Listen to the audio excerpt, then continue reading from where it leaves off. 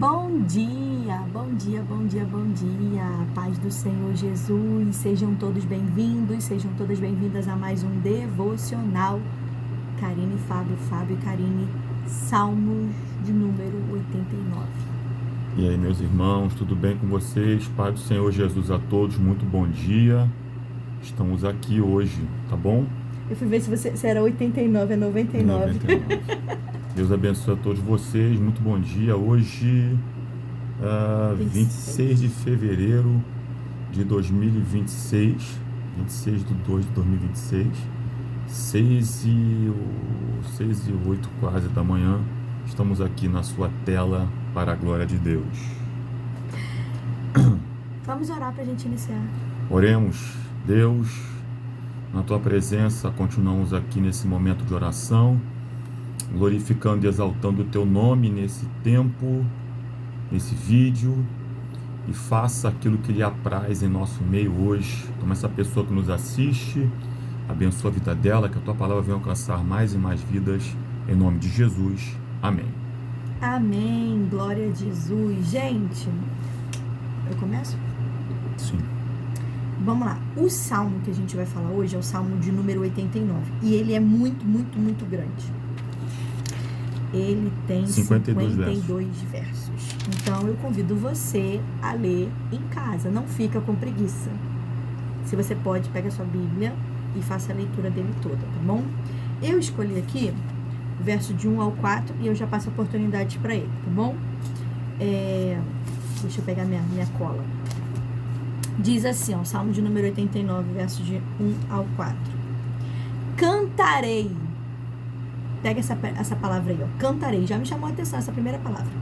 Para sempre as tuas misericórdias, ó Senhor. Os meus lábios proclamarão todas as gerações a tua fidelidade. Pois eu disse, a misericórdia está edificada para sempre. A tua fidelidade tu a confirmarás nos céus. Tu dissestes, fiz uma aliança com meu escolhido e jurei a Davi, meu servo. Para sempre estabelecerei a sua posteridade e firmarei o seu trono de geração em geração. Eu anotei aqui, ó. O salmista aqui, ele decide cantar,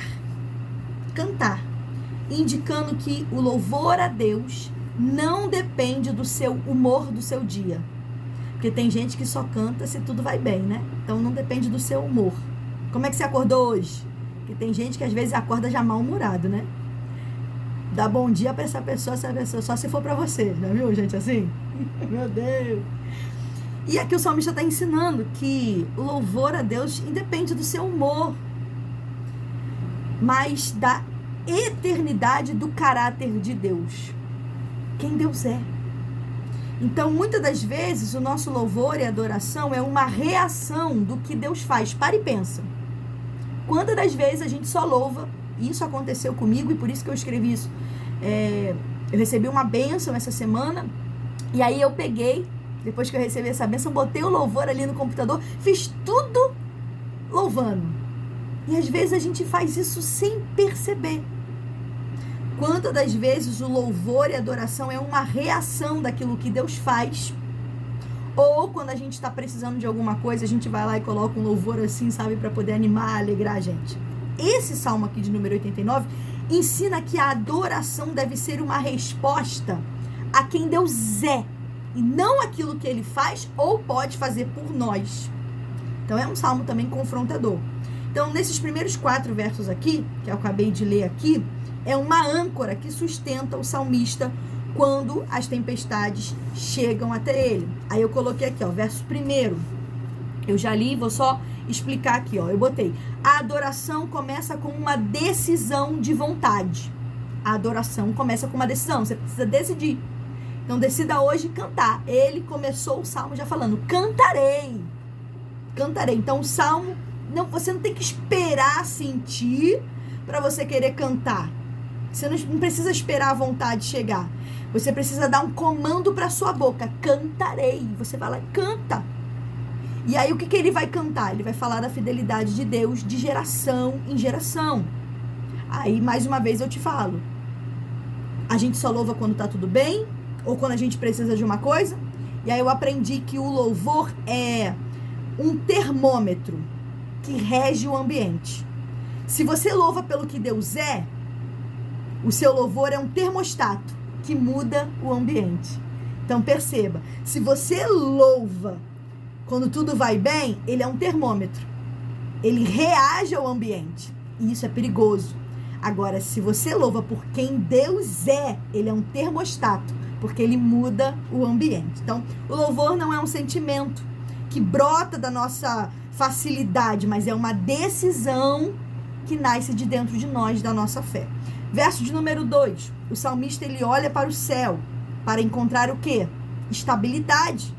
Então, a terra aqui, o governo pode cair, as promessas são quebradas, mas em Deus, no céu, a fidelidade. Deus, ele é a própria fidelidade, então ele estabelece. Então, não procure estabilidade, eu aprendo, não procure estabilidade em coisas que o tempo pode destruir. A nossa rocha firme, a nossa fidelidade é Jesus. Verso de número 3 e 4, e eu já passo a minha oportunidade para o Fábio. Deus garante que o trono de Davi seria eterno. Está aqui, nesse salmo que a gente leu aqui. Então, para nós hoje, essa promessa, ela se cumpre em Jesus, que é o nosso fundamento, que é a nossa segurança. Não é o nosso esforço, mas é a aliança que Deus fez e que jurou a cumprir. Então, você vai ler um salmo de uma aliança que hoje Deus já cumpriu na pessoa de Jesus. Então, eu botei aqui, ó.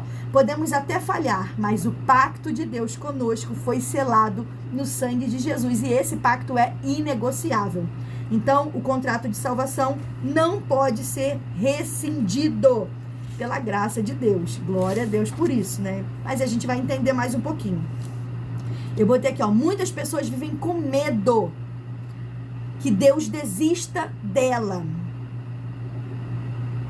Às vezes a gente falha nisso, achando que ele pode quebrar esse contrato. Mas a Bíblia diz que esse acordo, esse contrato, ele foi feito em Jesus. Karina, então eu não estou entendendo onde você quer chegar. Que a garantia é você estar em Jesus. Se você está em Jesus, esse contrato está, ó, ok. Agora, se você não está em Jesus, aí você não tem um contrato, você não tem uma aliança. Então, talvez você esteja ouvindo a gente aqui nesse devocional, talvez você falhou como ser pai, como ser mãe, talvez você falhou como esposa, como esposo, talvez você tenha falhado em algum momento da sua vida cristã. Mas eu quero que você entenda uma verdade aqui. Não deixe que essa voz do inimigo fique soprando nos seus ouvidos. Se em algum momento você caiu, se em algum momento você fez alguma coisa que não foi legal, lembre-se que esse contrato está de pé. Pelo sangue de Jesus, você pode ter acesso. Não tem nada a ver com seu merecimento. Se você chegar até Jesus, pedir perdão, ele perdoa você.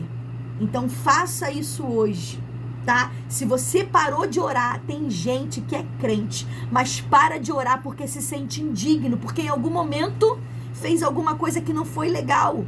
Deus está falando para alguém que volte para Jesus hoje, porque nele você tem aliança, nele esse contrato tá ok, nele há perdão de pecados. A Bíblia fala que se com a tua boca confessares, se você for lá confessar e deixar, você alcança misericórdia, tá bom? Então Deus, ele não desiste de você. É você que desiste dele. É você que acha que não merece mais. Pelo contrário, Deus, ele preferiu entregar o seu próprio filho na cruz do que quebrar esse contrato, do que quebrar essa aliança. Então, faça isso agora. Se você hoje se sente longe dele, essa é a sua oportunidade de fazer uma oração, uma adoração, um cântico, um louvor e restaurar essa aliança, esse contrato para a glória de Deus. Eu agradeço a minha oportunidade em nome de Jesus. As palmas louvou o Senhor. Vou falar só sobre o verso 14, tá bom, gente? Só para completar aí, para complementar.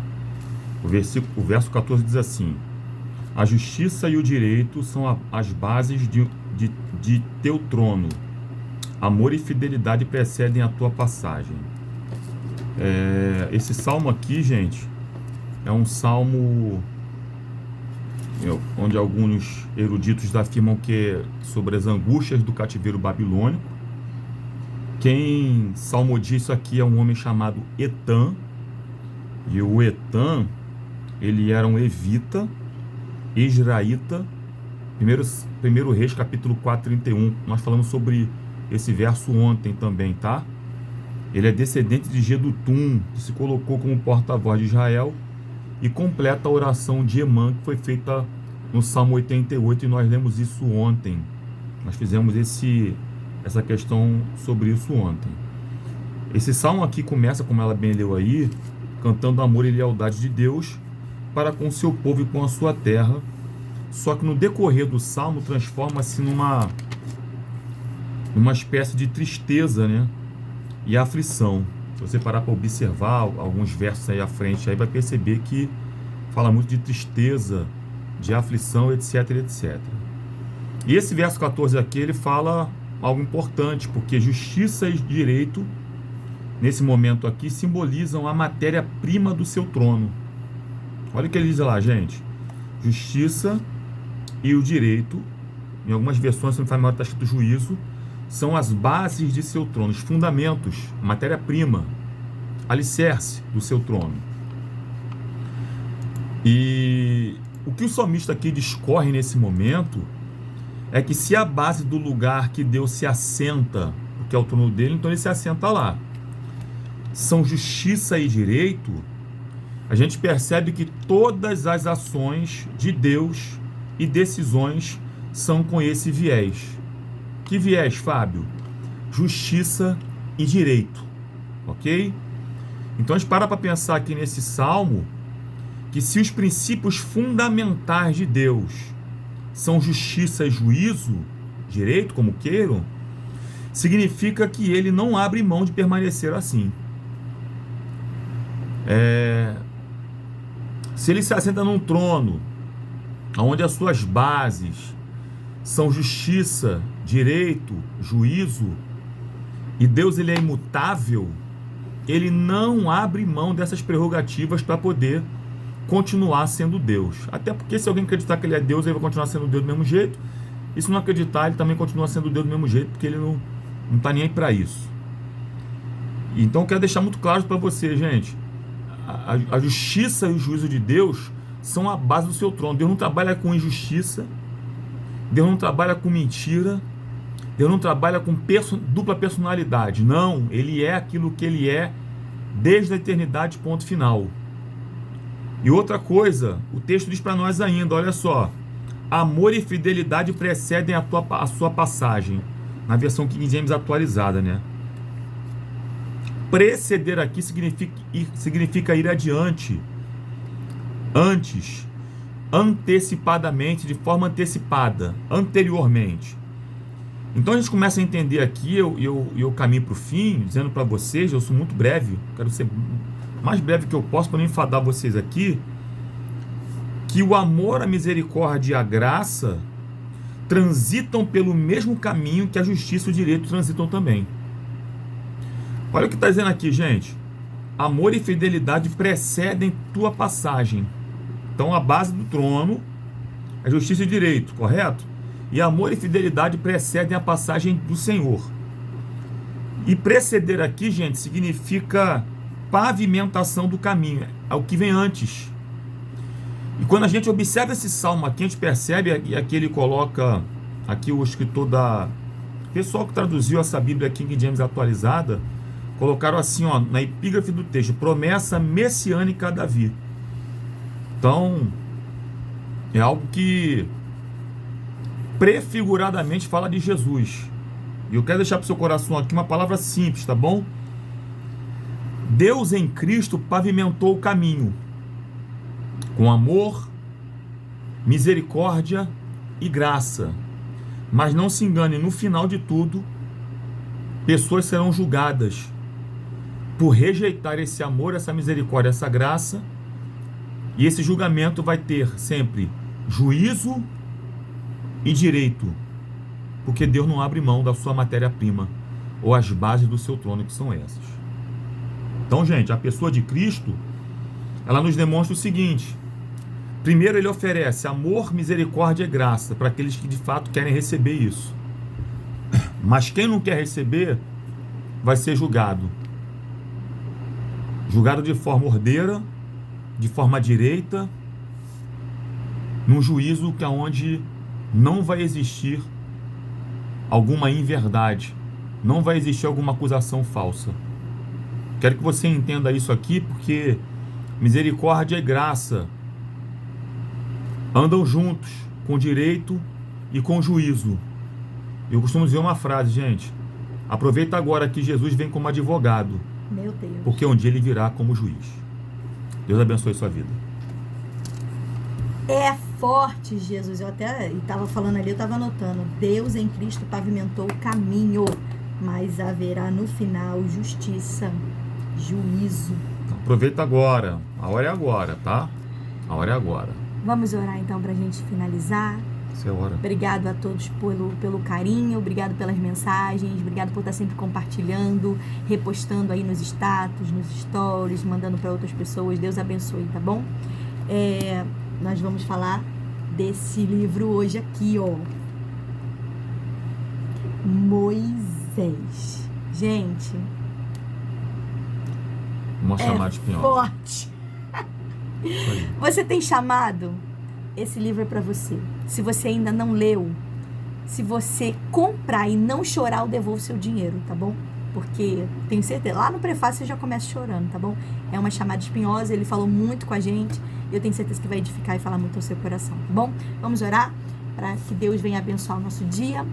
Senhor Jesus, nós queremos ser gratos a Ti por mais um dia, queremos cantar louvores a Ti, não apenas por aquilo que o Senhor faz, porque o Senhor é maravilhoso, mas por quem o Senhor é. O Senhor é Deus, o Senhor é o Todo-Poderoso, Onipotente, Onisciente, o Senhor é o Alfa, o Ômega, Senhor Deus. Nós te agradecemos porque Tu és o Pai da eternidade. Obrigado, Senhor Deus, porque Tu és o nosso Senhor, o nosso Salvador. Obrigado por Jesus, Pai, obrigado por enviar, ó Pai Jesus. Obrigado por esse amor que é tão grande, nos constrange. Obrigado por essa aliança que o Senhor concedeu a nós. Te louvamos, te bendizemos, te adoramos, Senhor Deus, te glorificamos.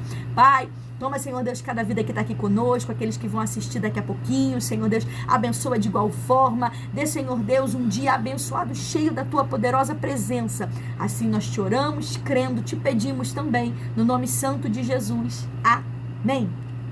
Tchau, gente. Até amanhã. Beijo.